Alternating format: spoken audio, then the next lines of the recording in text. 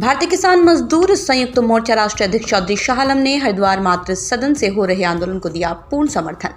हरिद्वार मातृ सदन के संघर्ष को मिल रहा व्यापक समर्थन। 10 दिन के अनशन के बाद भी जब नहीं सुनी सरकार ने, तो विभिन्न सामाजिक राजनीतिक संगठन आए गंगा आंदोलन के समर्थन में। मुजफ्फरनगर गंगा की अविरलता और निर्मलता को बचाने के लिए मातृ सदन का संघर्ष और तेज होता जा रहा है।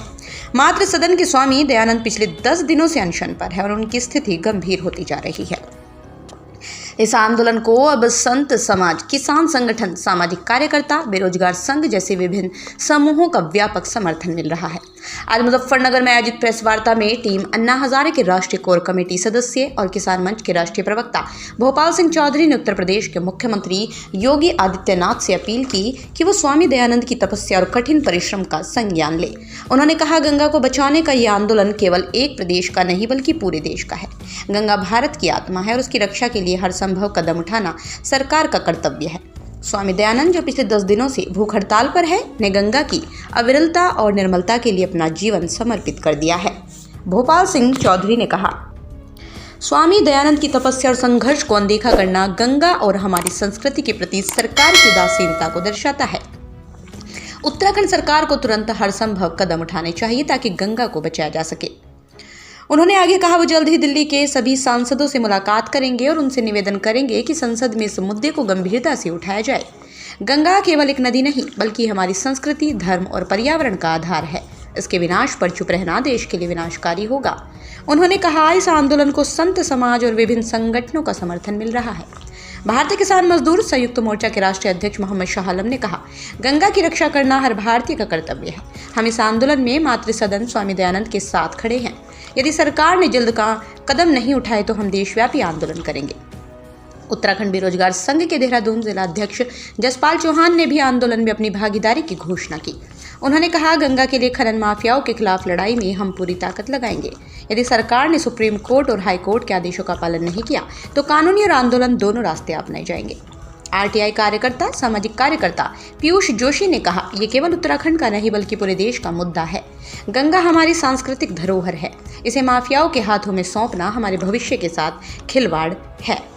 मुख्यमंत्री धामी को अपनी नीतियों पर पुनर्विचार करना चाहिए। गंगा को बचाने के लिए ठोस कदम उठाने चाहिए। जगत गुरु शंकराचार्य स्वामी अविमुक्तेश्वरानंद ने भी इस मुद्दे पर सरकार को घेरते हुए कहा, गंगा हमारी आस्था का प्रतीक है। गंगा की पवित्रता को दूषित करना करोड़ों हिंदुओं की भावनाओं पर हमला है। यदि सरकार ने इस मामले को गंभीरता से नहीं लिया तो उसका परिणाम उसे भविष्य में भुगतना पड़ेगा। भोपाल सिंह चौधरी ने कहा, जल्द ही दिल्ली में सभी सांसदों से मुलाकात की जाएगी। संसद में गंगा की अविरलता और निर्मलता का मुद्दा उठाने के लिए आग्रह किया जाएगा। उन्होंने कहा, यह आंदोलन तब तक जारी रहेगा जब तक सरकार गंगा की रक्षा के लिए ठोस कदम नहीं उठाती। गंगा की अविरलता और निर्मलता को बचाने के लिए मातृ सदन का संघर्ष एक बड़े जन आंदोलन का रूप लेता जा रहा है। स्वामी दयानंद के अनशन ने इस आंदोलन को और अधिक गंभीर बना दिया। विभिन्न संगठनों, संत समाज, जन समुदाय के साथ आने से सरकार पर दबाव बढ़ता जा रहा है। यदि जल्द ही ठोस कदम नहीं उठाए गए तो यह आंदोलन और व्यापक और तीव्र हो सकता है।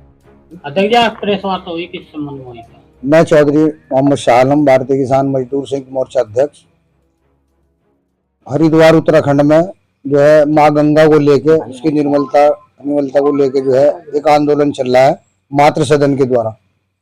और अभी पिछले हफ्ते भी हम लोग हरिद्वार गए थे, तो वहाँ की सरकार और प्रशासन पूरी तानाशाही पे है।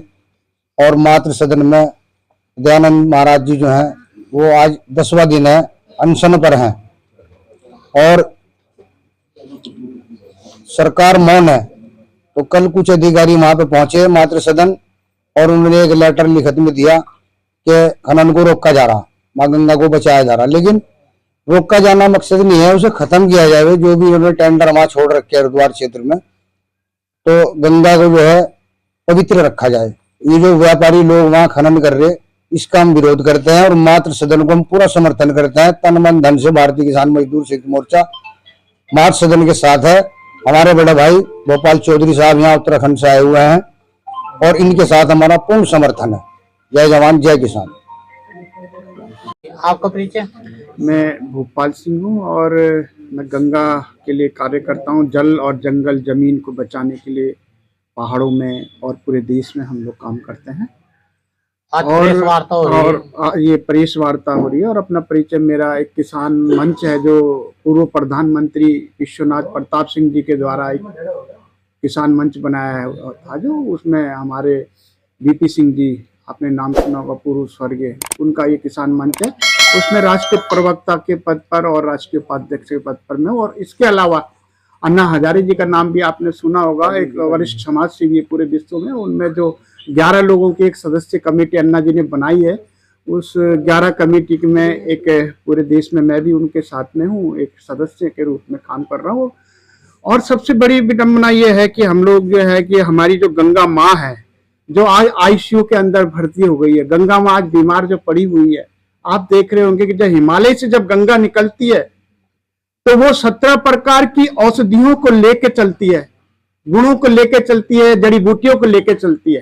किंतु अब क्या हो गया कि हमारी इन सरकारों ने वहां पर बड़े बड़े बांध बना दिए, और उन बांध की जो झील है, उन झील के अंदर वो जो 17 प्रकार की जो औषधियां आती थी, वो झील उसमें समा गई। वो औषधियां जब आप गिलास के अंदर एक पाउडर डालोगे तो वो पाउडर नीचे बैठ जाएगा।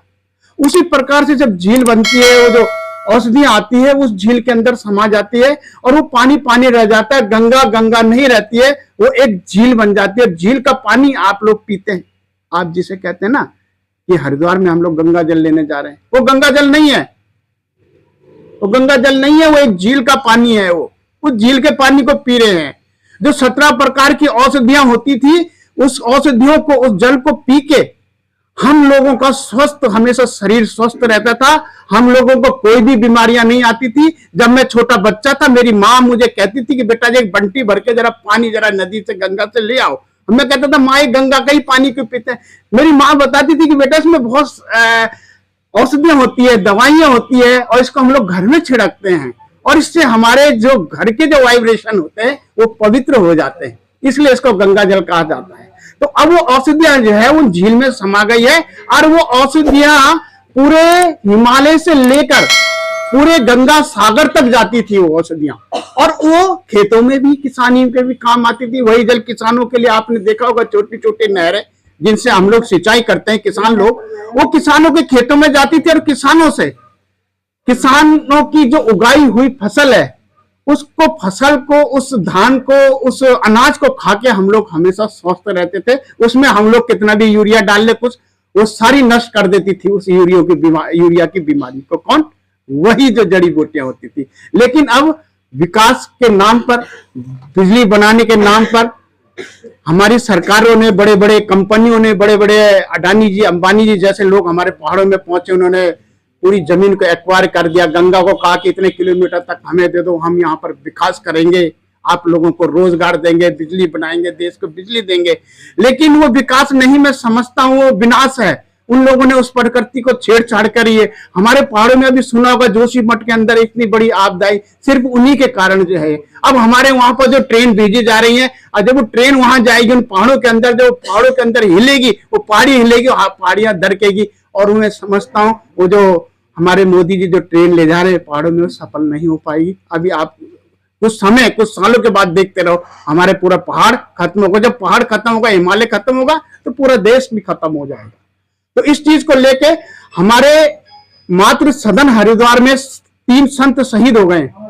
आपने प्रोफेसर जीडी अग्रवाल जी का नाम सुना होगा, आईआईटी के प्रोफेसर थे, जिन्होंने संन्यास धारण किया था, और उन्होंने 111 दिन तक मातृ सदन में तपस्या करी थी गंगा के लिए, और उनको पुलिस 111 दिन के बाद उठा के ले गई थी, उनकी मृत्यु हो गई थी। इसी प्रकार से एक निगमानंद जी एक संत हुए, वो भी इसी प्रकार से शहीद हुए गंगा के लिए। नागनाथ जी शहीद हुए उसी मातृ सदन के अंदर, और आज चौथे संत, आजकल एक संत और वहां पे बैठे हैं। तो उन संत के प्राणों की रक्षा के लिए कल हमारे जगत गुरु शंकराचार्य जी जो हरिद्वार में कल आए थे, मैंने उनसे कहा था, तो उन्होंने एक बयान दिया था कि उनके प्राणों की रक्षा होनी चाहिए और खनन बंद होना चाहिए, पहाड़ों में बांध नहीं बनने चाहिए। शंकराचार्य जी का कल का बयान है ये लोग। और इसी चीज को भारतीय जनता पार्टी जो कहती है, गंगा और गाय के नाम पर, गंगा, गाय और राम के नाम पर जो है इन्होंने सरकार बनाई। हम भी उनके साथ रहते थे, हम भी गाय और गंगा के नाम पर रहते थे। लेकिन जब से वो सत्ता में आए, गाय को, गंगा को सब भूल गए। अभी एक उनके सांसद ने कल परसों की जो अभी शीतकालीन सत्र चल रहा है। इस सत्र के दौरान इस बात को उठाया भी था, गंगा की आवाज को संसद के अंदर उठाया था त्रिवेंद्र सिंह रावत जी ने। मैं उनका भी धन्यवाद करूंगा। कोई एक दो व्यक्ति कोई है तो सही वहां पे, अन्यथा जैसे कि मोदी जी कहते कि माँ गंगा ने मुझे बुलाया, गंगा के नाम पर ही आप लोग जो है हमेशा सरकार में आए, सत्ता में आए हैं, लेकिन जो संत जब गंगा के नाम पर बैठते हैं, गंगा के रक्षा के लिए बैठते हैं कि गंगा पे कानून बनाया जाए, देश की संसद के अंदर एक कानून लाया जाए कि गंगा को राष्ट्रीय धरोहर घोषित किया जाए, गंगा को मां का दर्जा दिया जाए, लेकिन आप लोग उसमें हमेशा पीछे हट जाते हैं। स्वामी सानंद जी का जो ड्राफ्ट था, जो बनाया था उस टाइम, वो आज जो का त्यों धरा हुआ है। और हम चाहते हैं कि आप लोग मीडिया के माध्यम से सभी भाई बहनें लोग जो है मां गंगा की रक्षा के लिए, गंगा की अविरलता के लिए हम लोगों का साथ दें। धन्यवाद।